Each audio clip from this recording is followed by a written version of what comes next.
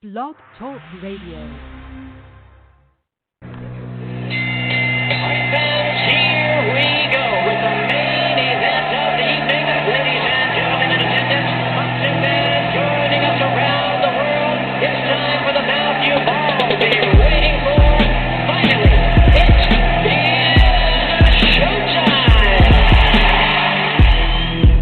Here, man, we dedicate our life to this sport. We do thousands of sit-ups in camp. We run hundreds of miles, for the ones that take it serious. And we just dedicate ourselves fully to our craft, man. We watch tape. We have attitude. We rooting, and we go into that fight to land on the line.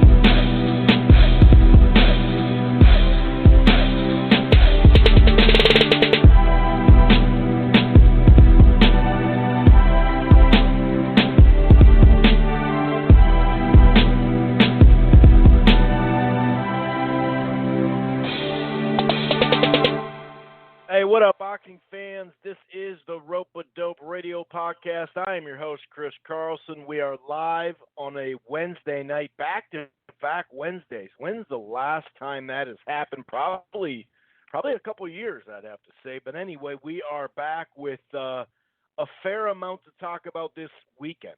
Is there just like a ton of great fights? No, there's not a ton of them.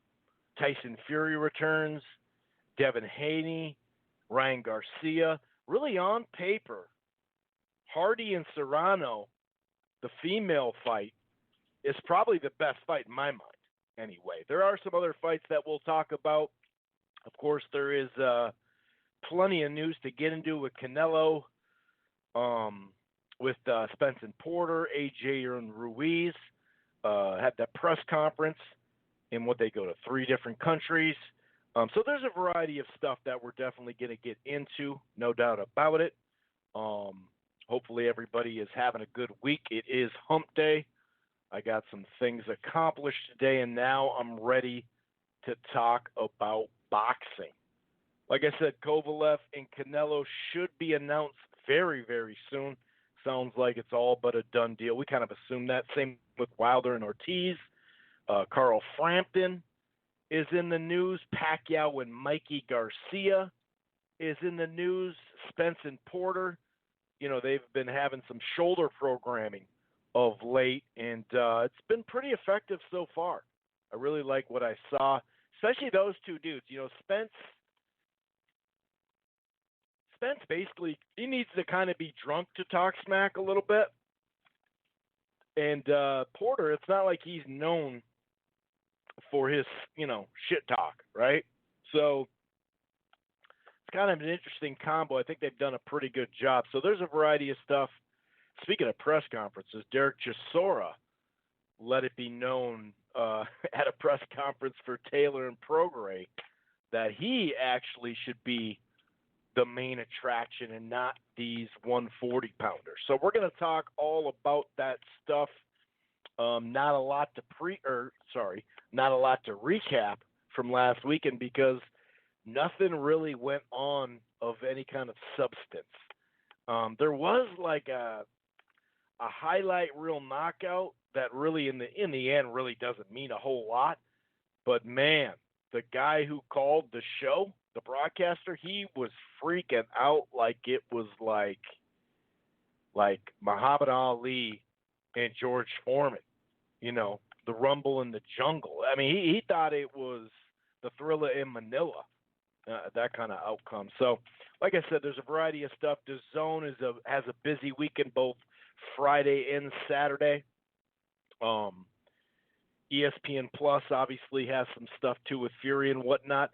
I said Ryan Garcia is coming back, but Ryan Garcia and Avery Sparrow could be an interesting fight as well. So we'll definitely get to all that. By the way, if this is your first time listening to the Rope-A-Dope Radio Podcast, it streams live right here on blogtalkradio.com/Rope-A-Dope Radio. Okay? So it streams live.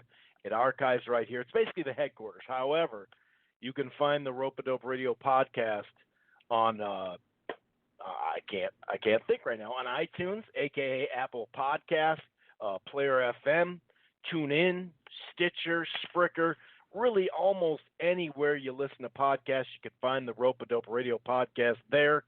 It, hovers around, and the foundation is boxing, but we do have a football, and later on in the year, actually not the year, next year, we have basketball as well. But, it started as a boxing show, and it always will be that. We're also part of the Grueling Truth Sports Podcast Network. That can be found everywhere, including iHeartRadio. In fact, if you use your Siri and Alexa through Spotify or TuneIn, you can find the Rope-A-Dope Radio Podcast or the Grueling Truth Sports Podcast Network. In fact, why don't you head on over to the gruelingtruth.net. That's the gruelingtruth.net. It's boxing, it's football, it's baseball, it's basketball, it's everything in between. Hell, they're even, talking about the CFL, Canadian Football League, which is coming to an end here soon, I believe. Anyway, they got a great sponsor over there, I almost said my bookie. No. We're off that. BetDSI.eu. That's BetDSI.eu. They have a promo code TGT. That's promo code TGT as in the Grueling Truth. And then one more thing. If you're thinking about cutting the cord or you have cut the cord and all these sports are coming on now in the fall and they're going to go all the way till June in the NBA, right? I mean, obviously baseball is year round, but if you just want something, some sort of cable, this might be the answer. It's not DirecTV now. It's changed to AT&T now. They have a 7-day free trial. However, the plans start as low as $50. That includes HBO for a limited time. You can stream it anywhere. No annual contracts. Try it out. AT&T now. It's a live streaming cable, okay, cloud DVR. So they have all sorts of packages, 50, 70, 90, yada, yada, yada. I use it, just so you know. I'm not just slanging stuff that I don't use, although I have done that in the past. I'll just own up to it, okay? Let me just get a little drink of agua, and usually this would be the time that we would recap the weekend. But like I said, not a damn thing happened. I mean, if we're being honest. Not a whole lot of stuff went down, so we're not going to really talk about it. We're not really going to talk about it at all. But, some interesting stuff this weekend that we'll get to. But I think we'll start with some news. A variety of news out there, talking about press conferences, like I mentioned earlier in the show. You had Anthony Joshua, and Ruiz, the rematch. They obviously were in Saudi Arabia because that's where the fight's happening. Because they put up, a rumored $40 million to secure the fight there. They were in, of course, England, where Joshua's from, and New York City for Andy Ruiz in America. So there was a variety of things, spoke about and questions answered and this, that, and the third. We do know AJ has lost some weight. Looks like he's slimming down somewhat. We found out that there isn't a rematch clause for the rematch, so it wouldn't be a trilogy right away per se. And Joshua, I played some audio a couple weeks ago with him and where his mind state is. I'm not crazy about where it is. He keeps saying lucky punch. It was just a lucky punch, as if it was the same thing as Lennox Lewis, what happened to him. As we know, the difference is Lennox Lewis was up in those fights, and then he got starched and laid out on the canvas and lost that way. He didn't get, beat up slowly but surely throughout the fight. The third round was really bad, and it could have been stopped, actually, if you look at the end of that round, and Joshua not really listening at all to what the ref is saying.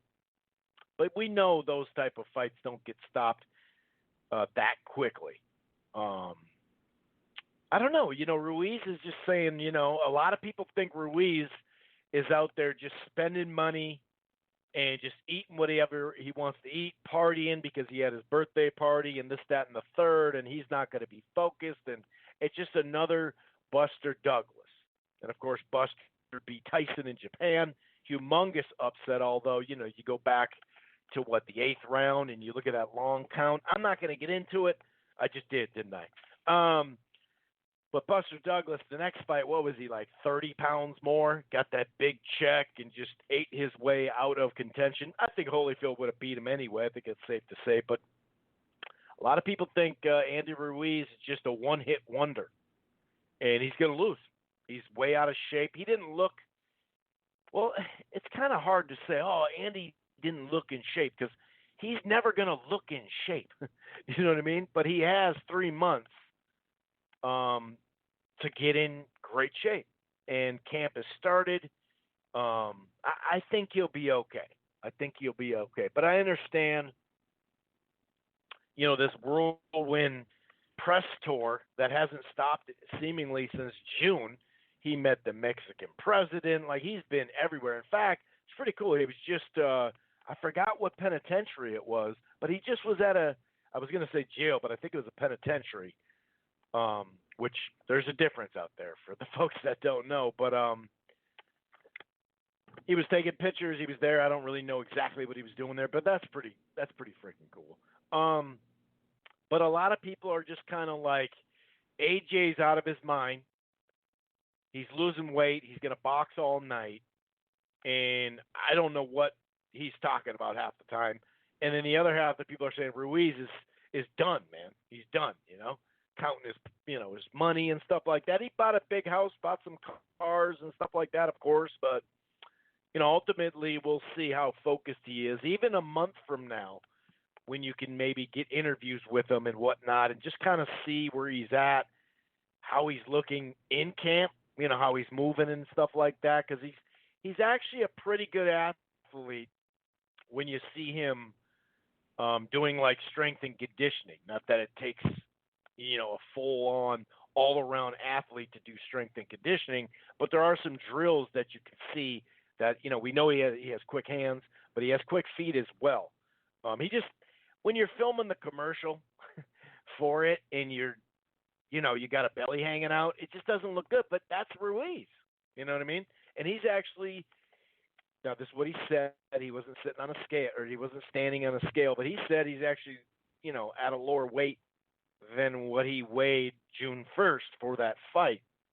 And, he had hydrated a lot and put on some weight, not knowing that he was going to get a fight because he fought, a couple months before that, in June. This would be March, I think he fought.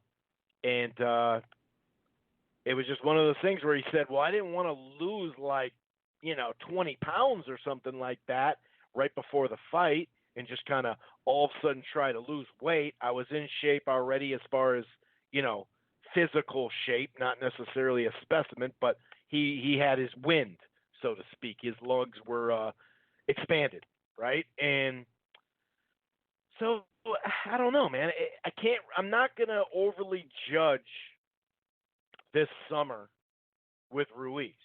I'm just not going to do it just yet. I can't do it just yet. I still got to see more. And as far as AJ, my thing with Joshua is, taking off some weight, that's really not that big of a deal. Tyson Fury spoke to this. I've heard other people speak to this, that you don't want to change your body too much, though. Kind of like I was saying with Ruiz just a second ago. You don't want to make too many differences, and change your body in one camp. Like it's going to be good to go and ready to go for what you need it to do, come December. So December 7th, right? So my thing is, if the plan for AJ is to move all the time, the whole fight, moving the whole fight,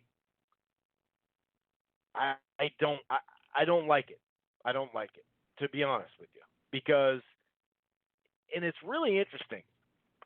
There's a couple of reasons why. First of all, if you haven't boxed on the outside and moved the whole fight, it's a 12-round fight potentially, obviously. it's a lot harder than you think. A lot of people out there, especially casual fans, will be like, "Oh, it's running. Why are you running away, dude? Where are you going?" You know, it's like, well, you got a 20 by 20 ring, so you might as well use the fucking thing. You know what I mean? We're not in a phone booth. I always say that whole phone booth, example is kind of funny because go in a phone booth, not that there's many around anymore, but you can't even throw a punch in a phone booth, let alone fight a whole fight in it. But anyway, when you're on the move, and he may be even more active with his jab and just active in general with his output, his punch output, those two things, but especially moving, get you tired. And for a guy that doesn't have to throw many punches to get tired, it's troubling. It's a little troubling for me. Not only that, that's not his game, to be the outside, keep you at a distance, and like move my head and be slick. And I remember him reviewing. There's a video out there. Him reviewing the fight with somebody. I can't remember. I would give them credit. I just can't remember who did it. I believe it was. God, I can't remember right now. Maybe I believe it was IFL TV, but actually maybe it was JD Sports. I don't know. But either way, they went through the fight, right? The before, during, and after, whatever. And he even said in that video, Joshua did, saying, I was doing some stuff I wasn't really good at. And that was either brawling right there in right up close, or being on the outside moving. And once he got hurt in the third round, the fourth and fifth, he really was on the outside moving. Now, I'm not saying he can't win. Joshua most definitely can win rounds on the outside. But, 7 or 8 of them, I don't know if he can do that and not get clipped, because even if he has the wind and his legs hold up and whatever, and I know he's got these big-ass legs, but it's different when you're moving. This isn't a squat competition. They're not doing a clean competition here. You know what I mean? This is different than just weightlifting, obviously. So my thing is, he just doesn't have good enough defense to be on the outside the whole time. He likes it at mid-range. He even admits this. He likes to establish some, his jab and some good, offense, and then put his hands together and slowly but surely kind of walk the guy down. That's what he's best at, that mid-range and walking a guy down. He's got really good offense, but that's usually a stationary target. Now, you could say Ruiz will be a stationary target, but he's a guy that can make adjustments. He's a guy that can duck under punches slightly like he did in that exchange, because remember, that left hook that Joshua hit Ruiz was flush, dropped Ruiz. He got up and ate that right hand, humongous right hand by Joshua. Ruiz ate it and then made an adjustment. It was a slight adjustment, but he made it. And he ducked under that left hook because they were exchanging left hooks, and that's the punch that changed most of the fight. So anyway, interesting storylines. I just can't wait for this fight. Just bottom line. I cannot wait for the fight. We're going to stay on this press conference stuff. Derek Chisora just spazzed out kind of out of nowhere. Although Chisora talking shit on in front of a camera, I suppose can't really be classified as out of nowhere, because that's kind of what he does at times. He's a funny dude, Del Boy is. I like him. He's having a nice back end to his career, that's for sure. But he started spazzing out at the presser to announce a fight in the UK. Obviously Taylor and Prograis, Josh Taylor and Prograis, they're fighting to become one of the best at 140. Maybe they will ultimately be the best. There is some other tests out there for them after this fight, but clearly this is the biggest fight of them all on the card. But Chisora said, take me off the card if I'm not going to be the main event. What am I not the main event for? Pay me like I'm worth the main event. Basically, take me off the card or put me in the main event and show me the money is what he was saying. So It's kind of funny. I hear what he's saying, really to an extent. We'll see if he does get tossed off the card, if he sticks to his gun, or was he just talking shit? It's not like Taylor is going to talk a bunch of stuff for the UK crowd. So that's probably what Chisora was doing. It's much ado about nothing, but maybe he'll get dropped from the card, and who knows, Who knows? Now, there's probably just as many casuals going there, for that fight, a heavyweight fight with Chisora, than, Taylor and Prograis. But it was just funny how he just, started kind of spazzing out a little bit. It is what it is, though. No big deal. Some people are making it a big deal. It's just boxing stuff, man. Outside the ring, like I said, there's a mic in front of him, it's a camera, clickbait, whatever, dude. You know what I mean? It's just basically his way of saying, hey, I'm on the card. Don't forget about me. That's the way I look at it. But we'll see. Maybe he won't. Speaking of hype and lead up and all sorts of shoulder programming, Errol Spence and Sean Porter, as you know, fights September 28th. I'm going to go to the movie theater with a buddy or two or seven. I don't know. I know for sure me and my buddy are going, but I'm going to try to get some more peeps to the theater. It's such a fun experience, man. It really is. And like I said, a majority of the people in this country live within 30 miles, 40 miles, 20 miles from some sort of metropolitan area. Not the big, it doesn't have to be the biggest city, obviously, but a lot of fans out there, some of them don't realize it, that they can take advantage of paying 20 something. Sometimes it's 24, 22, 20, matters your state. And I'm not talking about people, unfortunately in like Iowa or North Dakota or South Dakota. It's much harder, especially if you live like in Texas even. There's big cities all through Texas, so maybe you're near that, but there's a lot of people in the outskirts in general. There's states that don't even carry it. But if you are a boxing fan and you are interested in the Spence and Porter, but you don't want to pay $75 for a full pay-per-view, you should go to the theater. That's all I'm going to say. But anyway, there's been a fight camp, Spence and Porter 1. There's been that face-to-face that is actually quite funny to sit there. Neither of these guys, like I mentioned earlier, talk a bunch of smack. Spence will throw something in funny from time to time when he has to, like after a fight or before a fight, or like what he said after Danny Garcia and Sean Porter fought and Sean Porter won. This was about a year ago, last September. And Errol Spence got in the ring, and he's like, hey, Sean, we're really good friends.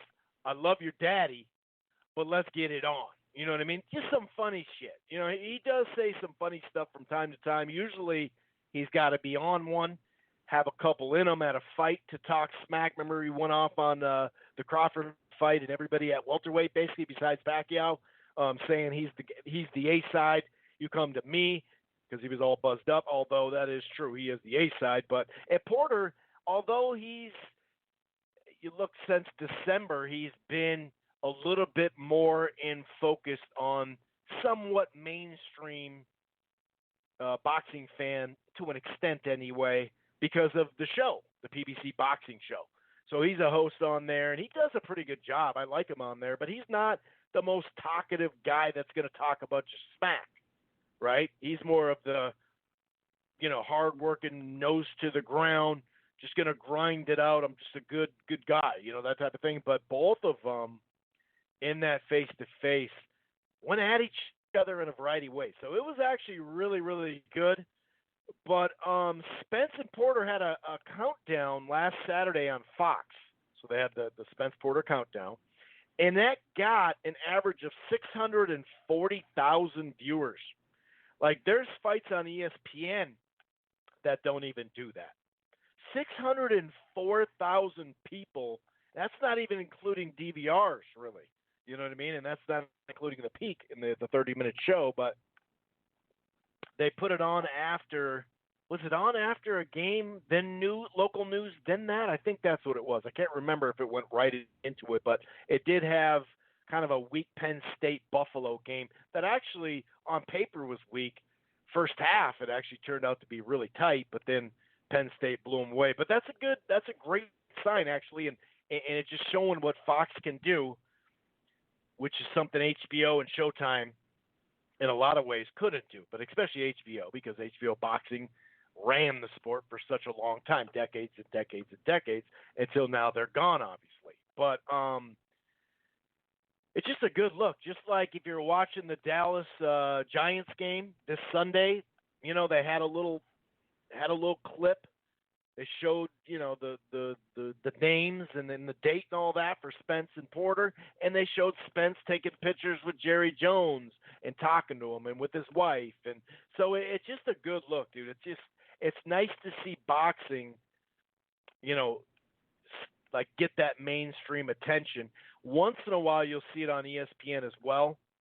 I do like how, let's say on a Friday or Saturday, you're watching a different sport. And, on not just on the bottom line, but it'll have like a graphic right on the screen. It'll be like UFC fight, boxing fight. So it's pretty cool. You got to love this type of exposure, because that's obviously what boxing has needed for a while.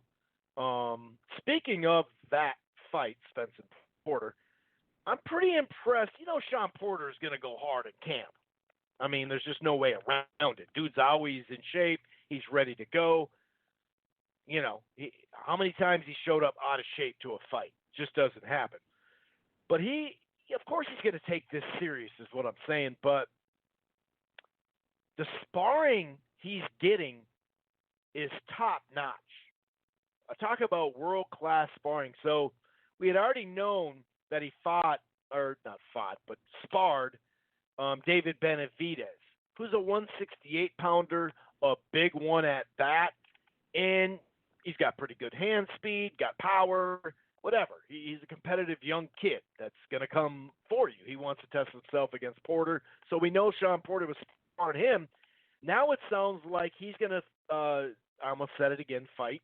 He's going to spar Demetrius Andre, who's a long, lanky middleweight, who's got skills and whatnot. It just tells you that that's quality to have Andre. So many people have Spence and Charlo, and the fact, or they don't have them, they speak of them. I can't speak right now, but Spence and Charlo, iron sharpens iron, the old saying, and you got to love two high-level, top-notch dudes sparring. A lot of times you see a camp and it's just like, yeah, he's pretty good. He's a prospect. He's a vet that gives me rounds. But nobody's really going to challenge the guy, the man, right? But Porter, Demetrius Andre and David Benavidez, among others too. But that just tells you how, it's not just taking it serious. He's actually putting it up a notch. He's raising the stakes in sparring.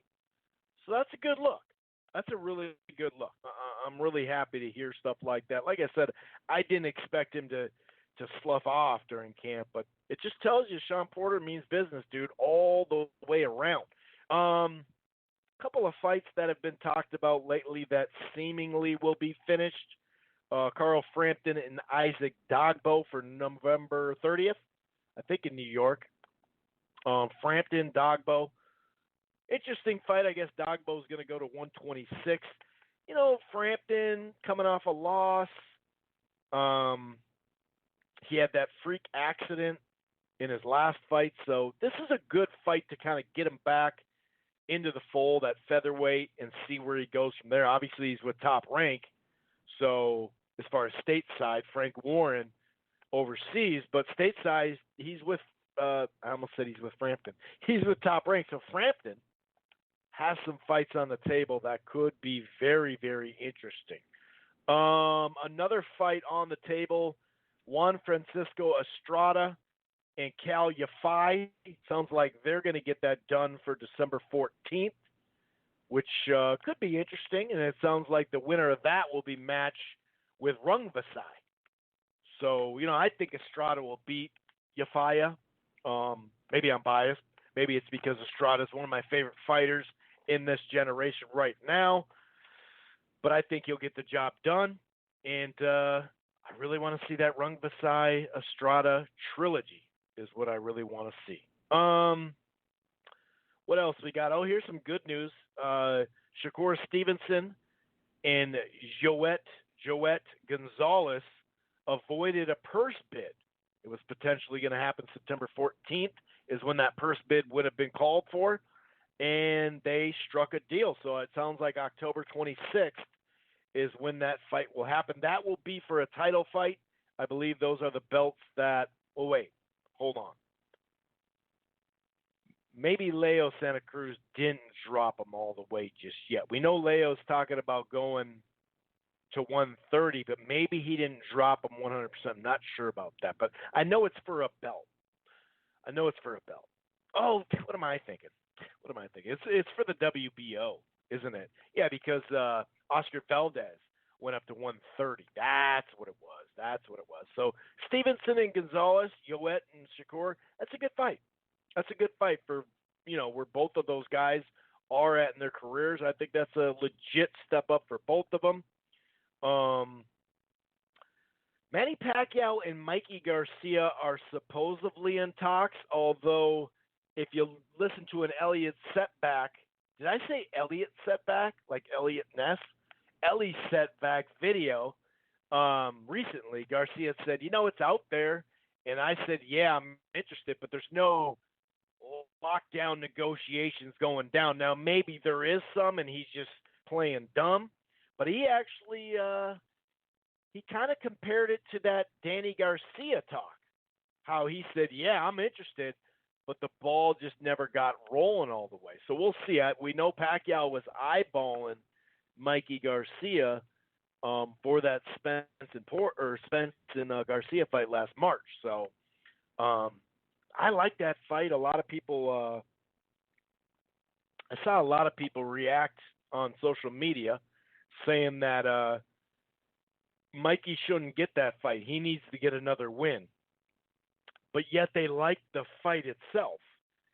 Or we're saying, hey, I want that Pacquiao, I'd rather have the Pacquiao fight for Mikey than Spence, So I don't know. I like that fight.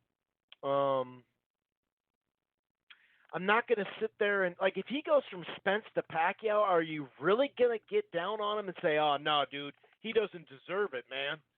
So here we go. Some of these people that say he doesn't deserve it, here we go. It's the same. A lot of them are the same people that always talk about, once a fighter loses for the first time, we shouldn't just cast them away, But I understand people talking about, hold on. The guy got shut out. It's different. Well, he got shut out, but he didn't get shut out against some random dude. You know what I mean? He jumped up pretty high up there and tested himself. So I can't sit there and be like, yeah, he got shut out. I think there's just a difference of opinion of how that fight went. A lot of people said he quit and he didn't try his hardest. But he made a few attempts at really throwing a bunch of punches. I shouldn't say a bunch of punches, but he made an attempt to attack Spence a couple of times. His first plan wasn't working. He did go for it, but the guy was facing someone that had his jab going all night, that threw over 1,000 punches. The last 4 rounds threw over 100 punches. So it's not like you can sit there and do all this damage to somebody that's throwing 100 punches, and he's doing it with accuracy and a jab, and he's not just right in front of you just bombing away. I mean, Mikey took a bunch of punishment, well over 300 punches landed, and he looked hurt a couple times, but he never even went down. So some people think, he didn't try to win in that second half. He just got beat up. Okay, dude, but you try to beat Spence in that particular moment, the last 6 rounds. See what you got, dude. He was trying to hold on for dear life, let alone asking him to sit there and make this huge rally on this Spence dude. Oh, he never really tried. Yeah, he did. He tried, dude. It's just some guys they're just fucking badasses on Twitter. Just hard ass dudes. No remorse unless it's their favorite fighter. Then it's like, oh man, he was trying so hard and he's a great and this, that, and the other. Size wise, style wise, I like the fight. So if it's made, I'm not gonna rip Mikey. Dude went from Spence to Pacquiao. Like, calm down. But I do understand the people that said, I wish he'd just go get a win first. I get that. Or to fight at 140. I definitely get that. But fighting Pacquiao at 147 is a tad bit different. And it might be much different, not just a tad. Anyway, I'm going to get to Canelo and Kovalev and Wilder and Ortiz in just a second. However, some news is coming out. This one from Michael Coppinger, a.k.a. Michael Coppinger, the cop. He's talking about Robert Easter Jr. versus Adrian Granados. This would be at 140, and this would be October 26th, where we have a good card already in place. It's not 100% finalized, although I think it is. Actually, it hasn't been announced just yet. Let's put it that way. But Easter Jr. versus Granados, sounds like Easter Jr. was having some issues making 135. And we know Granados was just at 147 because he was getting opportunities at that weight class. He was getting big, considering where he's been at in his career, big money fights against names, Danny Garcia, Broner, Porter. Like, he fought a lot of dudes at 47, and I like that Granados is going to make a run at 140 now because that's where he fits. So Easter Jr., Granados, one guy coming down to a comfortable weight, one guy coming up to a comfortable weight, the way he tells it. And it's got to be taxing to get down to 135 at 6'1" or whatever the hell Easter Jr. is. I like that fight a whole lot, man. Talk about a crossroads fight right there. Easter Jr. Granados, sign me up. And, it's all but announced. Canelo versus Kovalev. Like I said, the announcement's coming soon. It is going to go head-to-head with a pretty big UFC card. DAZN can't be crazy about that because, remember, to get a UFC pay-per-view, you do have to be a subscriber to ESPN+. And obviously college football and other stuff going on that night. But I believe, the World Series will be done by now, or by then, not by now. Hasn't even started the playoffs. But it will be finished by the time November 2nd comes. So that's a plus for them somewhat. But Canelo Kovalev going head-to-head with the UFC event, kind of interesting there. But, one day you hear there is going to be a catch weight, the other day you don't. One minute you hear there's going to be a rehydration clause for weight.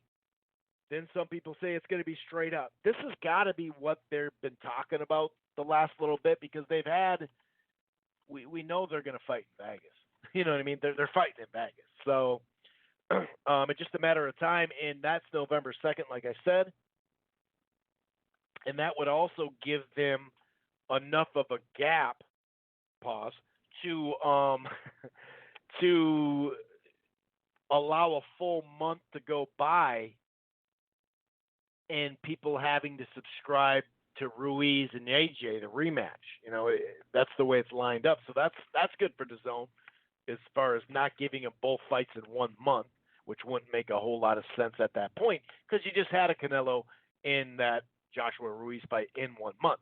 So that's probably the best part of it for DAZN anyway. But Canelo and Kovalev, November 2nd, as we know, this weekend, we thought that the fight would be happening this weekend on Mexican Independence Weekend. Somehow, some way, Golden Boy, DAZN, everyone dropped the ball on that. I still can't believe there's not a big fight with Canelo on the Mexican Independence Weekend. It's crazy, but that's happening. Tyson Fury is in Vegas instead. And the reason why Wilder and Ortiz got pushed back was because they were going a month later, either in Vegas or in LA. So, or I'm sorry, a month later, a week later, November 9th. And no one really wants to go right behind or right before Canelo in boxing. It's just stupid. So the date I was telling you about here, November 23rd, seemed really strong. MGM Grand. It's just a matter of days or hours or minutes or seconds maybe. Who knows? Maybe it's announced right now. I don't know. But Wilder Ortiz, the rematch, which a lot of people are like, oh, no, he's not going to fight. He's not going to fight till February now. He's not going to fight. He's going to have one round in December or one round in May that, he knocked Brazil's, well, damn near knocked his head off, but he sent him to a different level in space. But a lot of people are saying he's not going to fight. He's not going to fight. Just calm down, dude. Take a deep breath.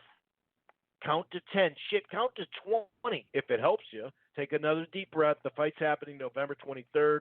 Like it or not. That about wraps up news. 646-381-4990 is the number to call. That's 646-381-4990. Maybe you got to go to the grocery store. Take the show with you live. Maybe you're stuck in traffic on the West Coast. Just tune in. Actually, it's hands-free there too, isn't it? You can't do that. Well, you can still do that through your phone or through your car. But anyway, 646-381-4990 is the number to call. You got to call within 11 minutes, 21, 20, 19 seconds, 18 seconds. You got to call in within that time to get on. Kind of a random day. Some people thought I was just assumed I was doing a show last night. That was not the case. So I'm not expecting – actually, I'm not really expecting callers, but you never know. So there are some, folks on just chilling. What's up? If you want to press 1, join in. If not, that's cool too. No pressure there. Let me make sure nothing popped off in the last little bit news-wise before I start previewing the weekend. Because, I don't know. There's only a couple of fights for me that are like a standout. Okay, dude, this is the real deal fight. I like that fight. This is a good fight. Obviously, we don't have any like over the top humongous fights because Canelo, is not fighting. But that Ryan Garcia versus Avery Sparrow should be an interesting fight. Good step up for Garcia after he kind of moved laterally in the last couple of fights after having some tough fights, which I'm not ripping on Golden Boy for doing that. I think it's actually pretty smart. Now they're stepping him back up. And also, Haney versus Amanda Serrano in New York City. That is going to be a good fight. Like I said, Devin Haney and Tyson Fury return as well. We'll get to some of that. But like I said, let me see if there has been any kind of breaking news as we speak. Bob Arum is going to say a whole bunch of stuff. And he's going to bring up a certain Swedish heavyweight from back in the day. We know that's coming.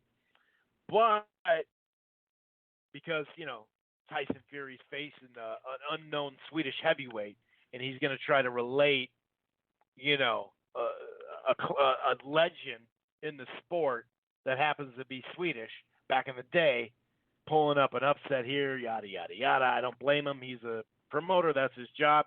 But he claims that Fury, and this is Ryan Burton on Boxing Scene, he's reporting, that Fury did more subs than anyone on DAZN besides Canelo.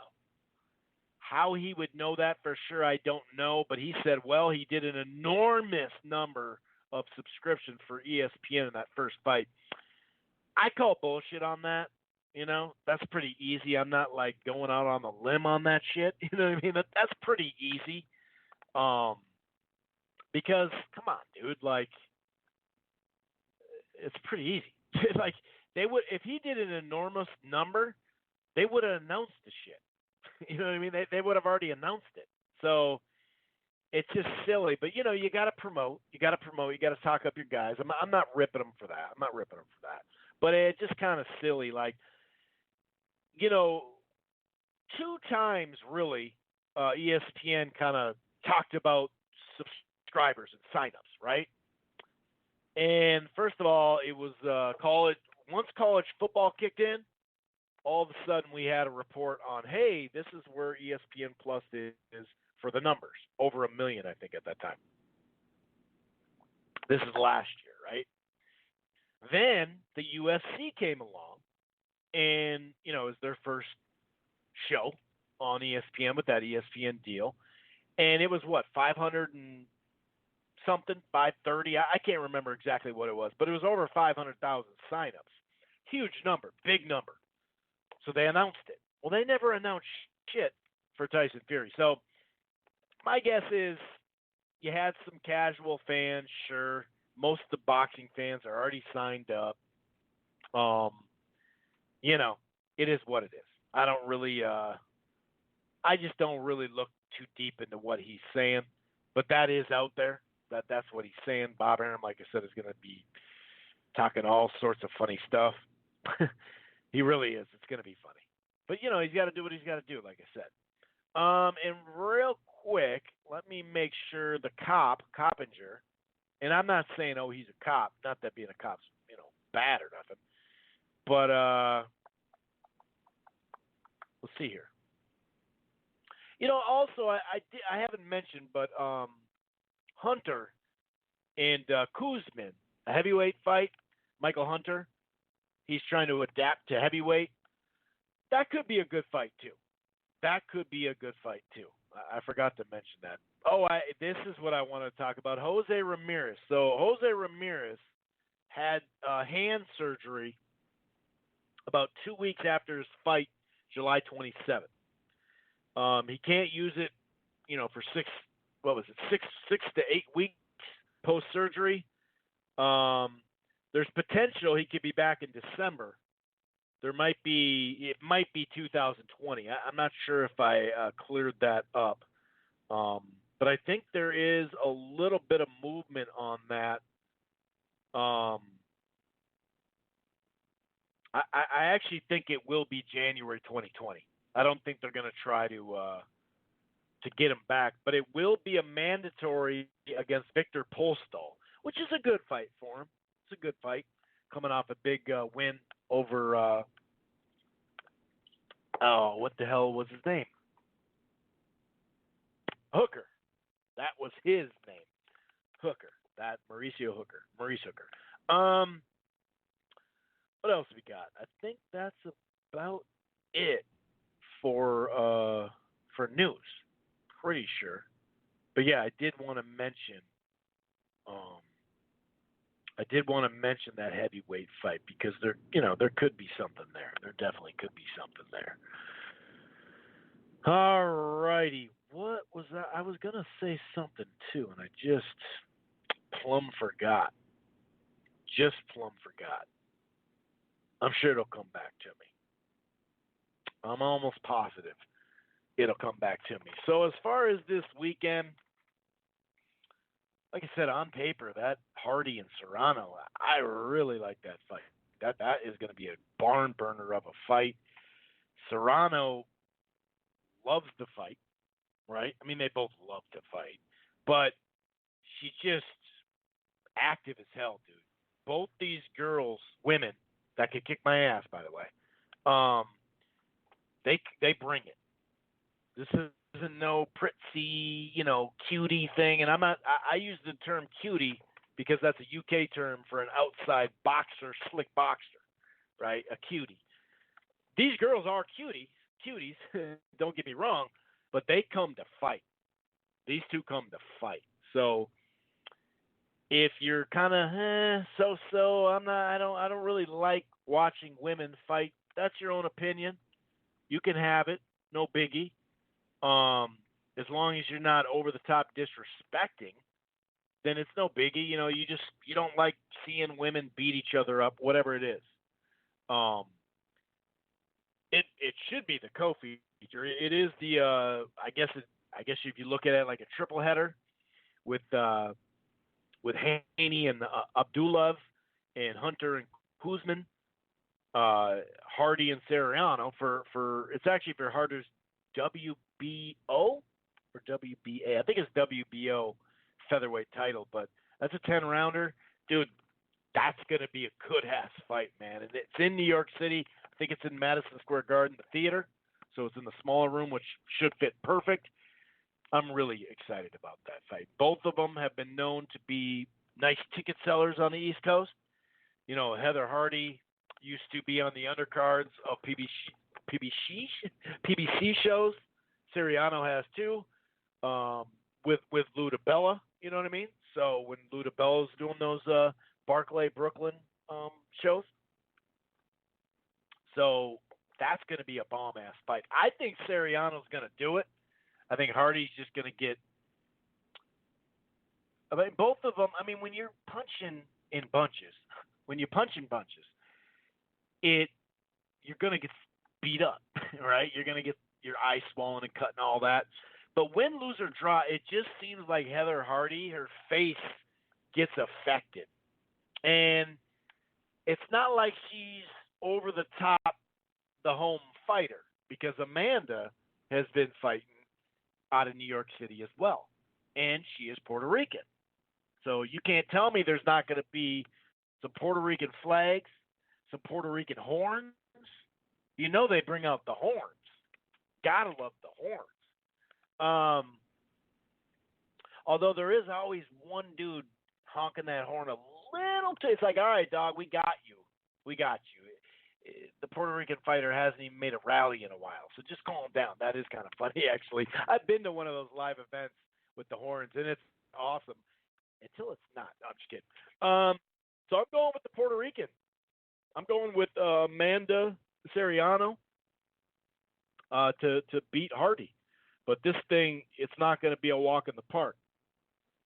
It's going to be a tough-ass fight. Both of them are going to be bloodied up. But I just think the cleaner punches, the more fluid puncher is Amanda. That's what I think. That's going to be on the Zone. That's Friday night, by the way, September 13th. It is not Saturday night, September 14th, just to keep that in mind.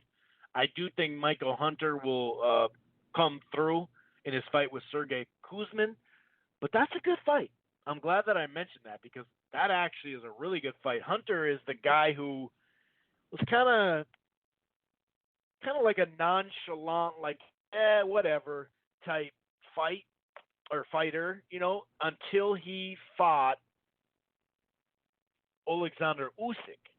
And once he did that, all of a sudden a lot of people respected him because he damn near took Usyk's lunch for a little bit. He almost bullied him. They were going toe-to-toe. Once Usyk adjusted, though, because sometimes Usyk, he tries to like engage in a fight more than just use his skill. That's kind of something you can see him at times still kind of wrestling with a little bit. Should I be more exciting and become more popular, or should I win this fight? Well, he got hit a lot in that Hunter fight. But like I said, he adjusted, and then he was just laying the leather on him. Pause. He really was, though. And they should have stopped the fight earlier, in my opinion. But now Hunter's at heavyweight. He already made, his heavyweight debut. Looked good. It should be a good fight. I got Hunter, though. And then Devin Haney against, what is that, Tsar Abdullah. Haney's coming off a spectacular fight. Well, I shouldn't say fight. Spectacular result. That's what I'll say. Just a highlight reel knockout. One punch, just like, oh, shit, dude type of knockout. And I think it was actually, he needs some of those. He does need some of those. Was it Moran? That happened in May. He had back-to-back decisions over some good fighters, some quality fighters. There was a time on his way up, Devin Haney I'm speaking of, where people were like, yeah, man, the guy's got some skills. He's super young. I mean, he turned, when he was 17, turned pro. And I just don't think he has enough power. I don't think he has the power. And now people are kind of falling in love with his power a little bit. And he's starting to hurt people. And usually hurting people is not necessarily a good thing, right, in life, but it is good in boxing. And so having that highlight reel knockout can do wonders for his highlight reel, right? And people will be like, oh, dude, he's really coming into his man strength, although he's far away from his man strength age. But still, like, it's good. You don't always want to just outpoint people if you can. If you can knock a guy out, knock the dude out. You know what I mean? But I don't know. The only thing is, he better not get too comfortable in that role and want to put on one of those type of highlight reel knockouts every time out. That I guess that's the only danger. But his opponent is pretty untested. In fact, didn't his opponent get knocked off the bill? Am I tripping? Oh, maybe he was the guy. I can't remember now. What the hell? This is for an interim WBC world title at 140, for those who give a you-know-what. But the dude he's facing, when you look at it, I mean, yeah, he's 11-0, right? 7 KOs. He's from Russia, so he's 25, right? So he probably had a nice pedigree in the amateurs. He just has, he beat Henry Lundy. He beat Hank Lundy about a year ago. About a year ago. That's really a week ago if you go off the song, but I just made it a year ago. But other than that, he really, he's fought two dudes making his debut. Actually, he fought a dude making his debut after like 6 fights. So he's untested. My guess is that Haney's going to do his thing and handle his business. He's going to look good doing it too. That's what it seems lined up for. So I got Devin Haney, and I got who else did I? Oh, Hunter and not Hardy. Haney, Hunter, and not Hardy, but Serrano. That is, like I said, on the Zone, and that is Friday night. Now Saturday night we got Tyson Fury against Otto Wallen. I don't know. I really don't know. They got for Fury's lineal heavyweight title. I know a lot of people like to argue about that. And then the co-feature, they got Emmanuel Navarrete just because he's Mexican, basically. And I get it. You want Mexican fighters on the card, obviously. But he's taking on nobody.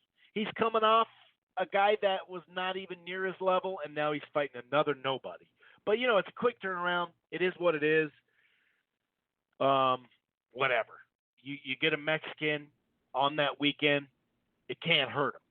Score a highlight reel knockout. I've been saying highlight reel knockout too much. Score a big knockout. That's cool. Gabriel Flores Jr. will probably do the same thing. It's smart to have him on that card.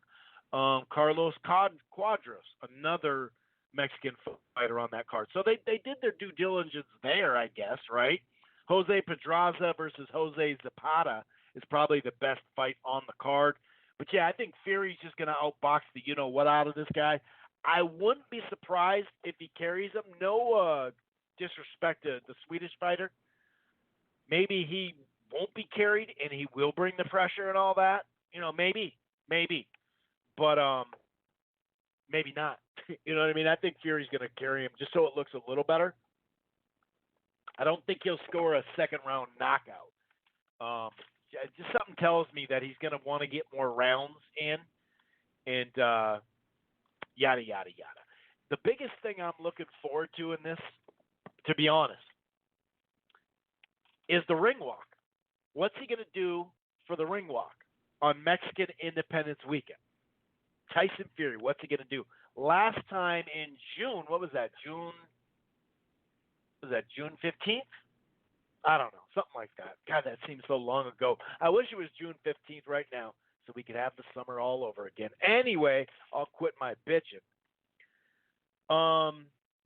He came out on some Apollo Creed stuff, coming out to Rocky, as Rocky basically, or like the movie Rocky, when Apollo Creed, went against the big Russian, right? And and he had James Brown Living in America bumping, and he had the whole big top hat, had the American, get up and all that. It was hilarious, and that was cool because Fury, the first part of it, he came out in like a dark hoodie, and it looked like, oh, we got serious Tyson Fury. That was a surprise because this is a big fight, so why would he be all serious? Then all of a sudden he throws off that hoodie and he comes out full-fledged, had the women with the big feathers and shit like that just from the movie. It was pretty funny. If you haven't seen it, Tyson Fury, Apollo Creed. Just Google that stuff and you will like it. ESPN Plus also has a card, Brad Foster and Lucine Reed. Oh my gosh, him. I remember him. Sonny Edwards is on the card as well. It doesn't really look like much there.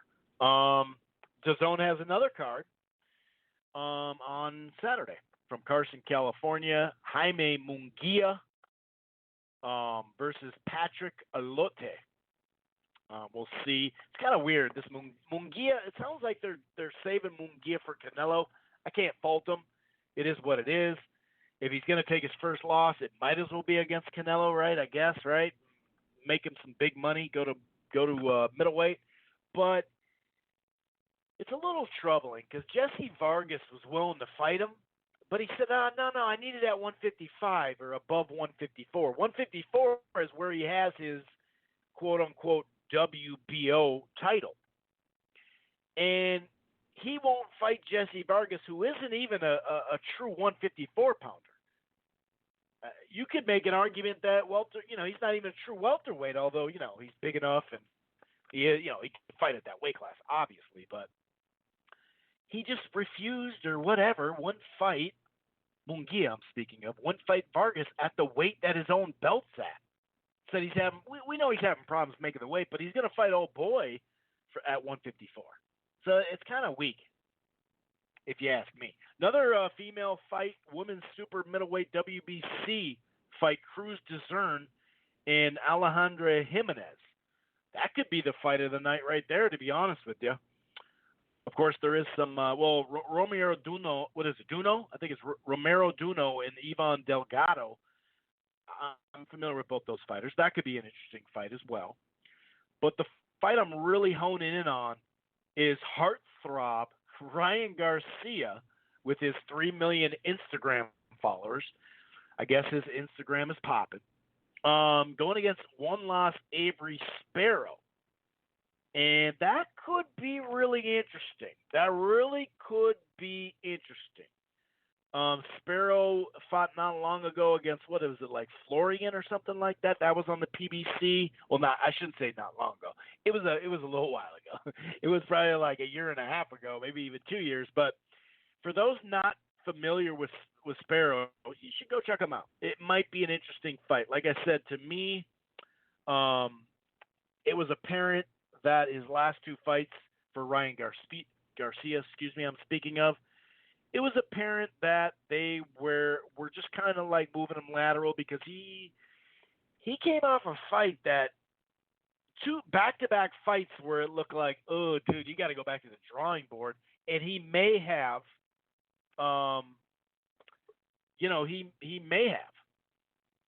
he may have like lost one of those fights. So, I mean, he didn't, but when you look at it, and if you're being honest, it kind of seemed like he may have lost one of those fights. So why not move him lateral? But you still you can't just move him lateral for 5-10 fights, right? So they're gonna take it somewhat cautious with with Ryan Garcia, but I like how they moved him. I do like how they moved him, and they're being smart with him. So we'll see. We'll see how that goes. That about does it for preview. Oh wow, I didn't realize I got text messages. Oh yeah, the cutoff. The cutoff happened, and I think some people thought I started the show later because you get to stream the show for 2 hours live, and then there's an hour archive that can only be listened to live anyway on a phone.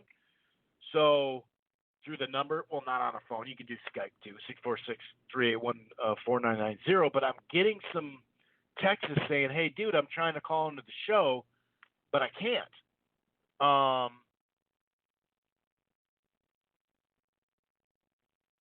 So if you want, for those in that situation, well, shit, this doesn't really make sense then, because let me look at who's on right now.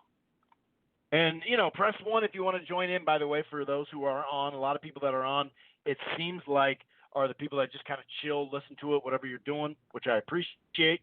You don't need to chime in or anything like that. You could just listen to the show. That's cool. But there are a couple of numbers that I don't recognize. So if you're calling from a different line or whatever this night, I just don't recognize you. That's cool. It is what it is. Press 1, like I said. But I'm just sending out a text message to folks saying you could call me and I'll just patch you in. So I'm going to do that to Portland. I'm just reading his right now, and he usually closes the show anyway. So this might work out well.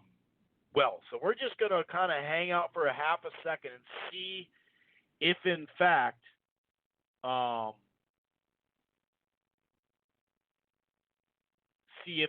sorry, I'm reading text messages while I'm doing a show. Probably the best thing, huh?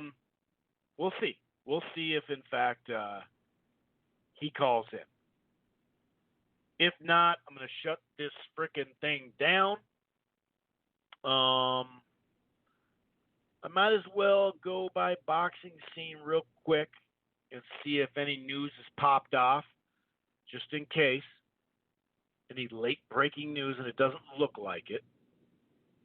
Doesn't look like it at all, actually. So I'll just give him one more texture.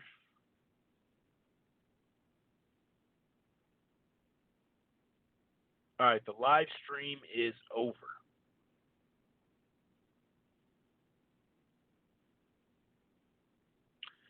So you can't call the normal number. I mean, you could call it, but it's not going to do you any good. You can call it all you want. So I think I'm going to shut this puppy down if he doesn't contact me here in a little bit. He may be going to his spot, which, makes sense. I was talking to some people recently about Lomachenko. Meant to mention this anyway. And, just like last week, we talked about Lomachenko, and I kind of like to individually talk about fighters, and every fighter gets moved differently, right? Not every fighter can be Lomachenko and fight for a title in a second fight. And not everybody's going to need 30 or 40 fights like Chavez Jr. and Wilder and other fighters, that took a while to get someplace. Even Leo Santa Cruz took a little while to get someplace, and then he was ready to step up to the plate. And then there's levels. Once you've stepped up to the plate, then there's levels of that too. So I don't sit there and I don't like to just shower superlatives on, all the fighters or even all the top level fighters. A lot of people give me grief for my views about Terrence Crawford off of his resume. Some of those people that give me shit, cool, I get it. They just don't realize that's how I judge everybody. They weren't listening to the podcast when I was saying the same exact thing about Golovkin, when I was saying the same thing about other folks. Like it's just to prove it. I can't give you top pound for pound, hands down, no debate, no argument, based off a thin resume. I just can't do it. It doesn't matter whose fault it is. Just like Golovkin. Well, Golovkin could have just, gone up to 68 and fought Ward. And then I would have got a look at him against a high-level guy. I understand people were ducking him, low risk, or high risk, high risk, low reward. I get that. It was happening to Spence not long ago. But like I said, you can't just be the top guy if the resume's not there. And just because, like I brought up Adrian Broner. Now, Crawford and Broner are nowhere near each other in the ring. Nowhere near each other's skill level. In fact, Broner, I never thought Broner was the most, or not the most, but a very skillful guy. Not to say he doesn't have skills, not to say he doesn't have power, especially at 130 and 135, and even at 140. He hasn't been beat at 140, right? Or below 140, I should say. Or no, yeah, he got beat. Yeah, he got beat by Mikey Garcia at 140. What am I saying? He had. And the reason why I didn't think Broner's all that skilled, and people say, oh, he wasted so much, dude. He could have been so much, and he was the next Floyd. That was a promotional thing. If you really saw Adrian Broner come up,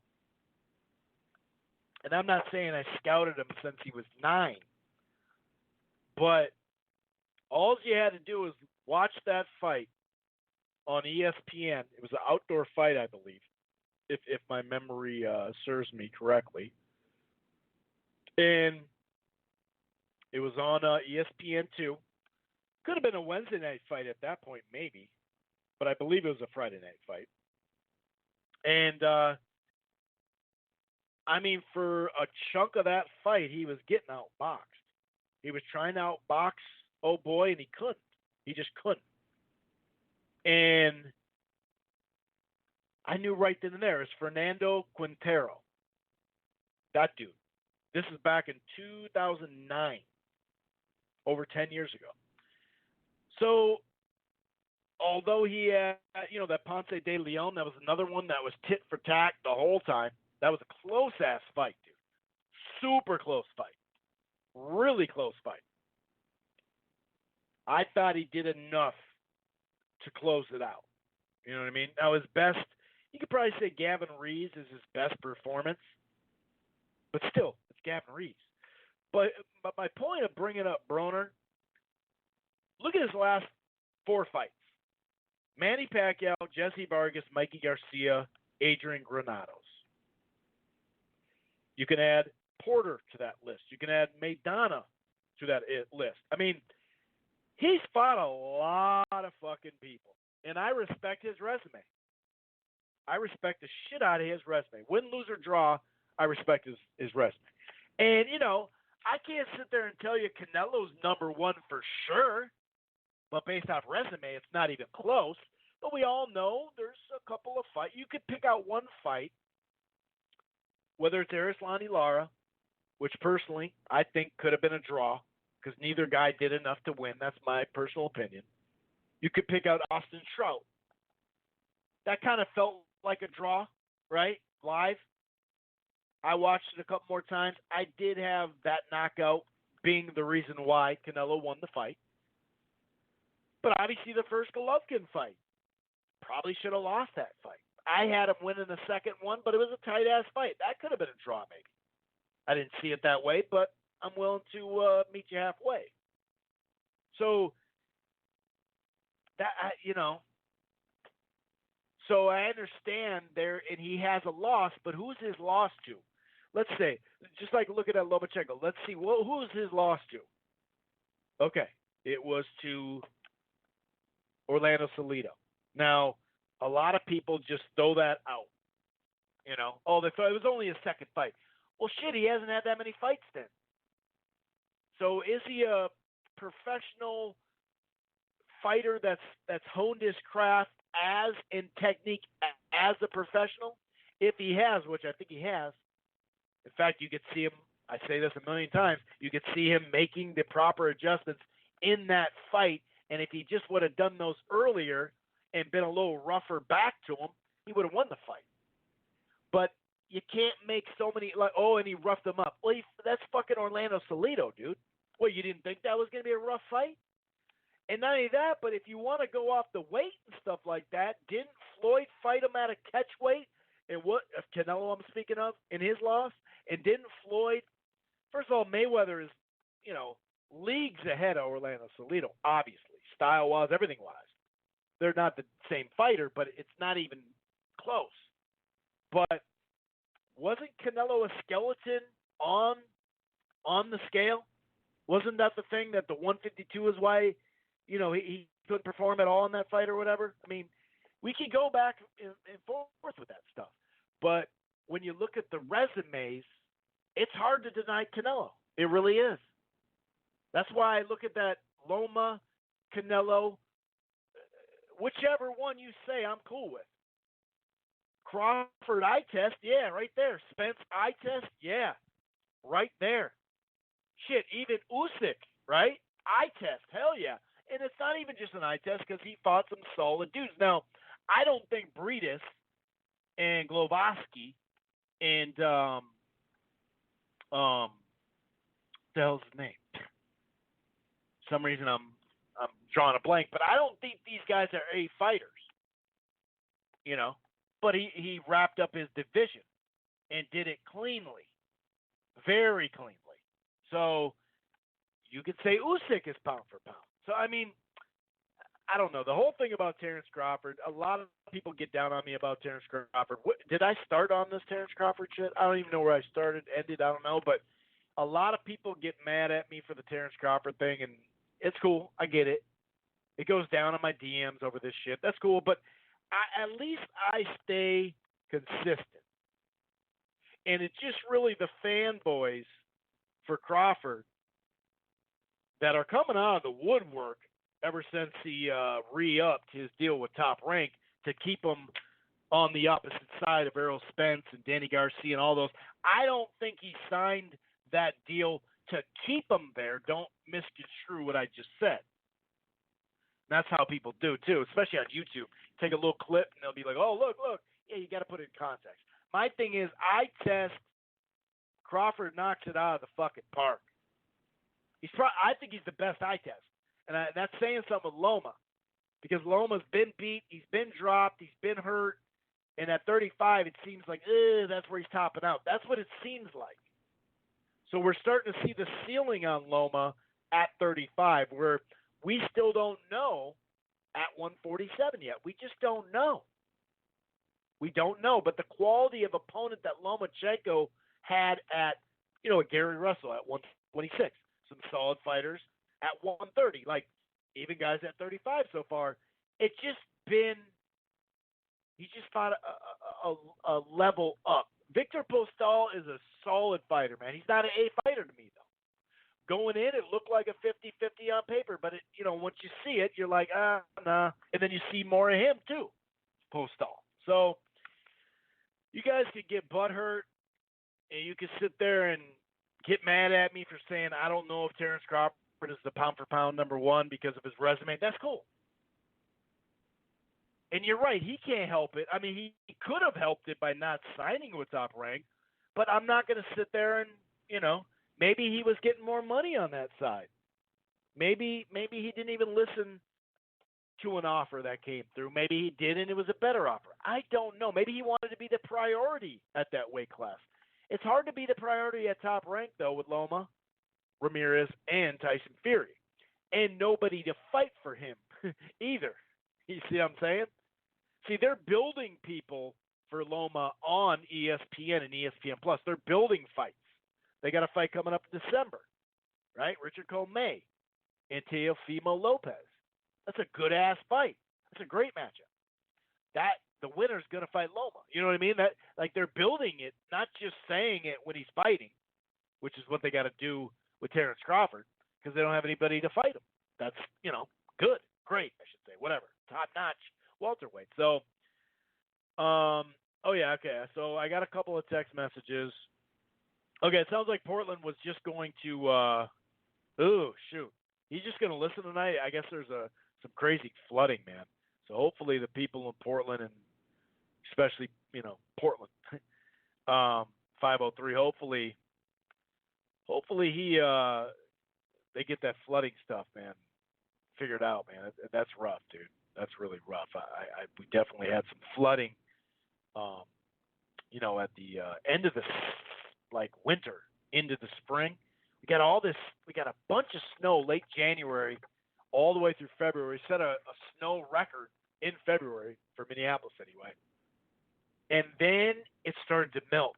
So we had this big pile up of snow, and it started to melt, and the temperature started going up to where it started raining. So it was raining and melting, but the ground was still frozen. So that means you're going to flood. And there was some water that came in our basement. I've lived here for a long-ass time, over a decade, never any water in the basement. Not a lot. I mean, we got lucky, knock on wood. We got really lucky there was a lot of flooded basements. So hopefully they get that figured out. And, definitely thoughts and prayers go out to everybody affected, by these storms coming through. It's just crazy. These hurricane season, man. So, obviously it's really affecting people's lives. But yeah, that didn't want to end on necessarily a somber note, but that's life, right? That's life. So just going to check real quick. I'll probably shut this down. Just going to check that there's no late breaking news out of nowhere. You know how boxing Twitter will just pop off out of nowhere. Yeah, it doesn't look like it. Doesn't look like it at all. So I'm going to get out of here. Enjoy the busy fight schedule this weekend. Definitely a busy fight schedule. It's kind of a hardcore fight schedule. The hardcore fight fan would be like, oh, okay, I'm into that. Oh, let me see where Ryan Garcia is at. Okay, Devin Haney, let's see him again. Oh, Hardy and Serrano. There are fights to watch, no doubt about it.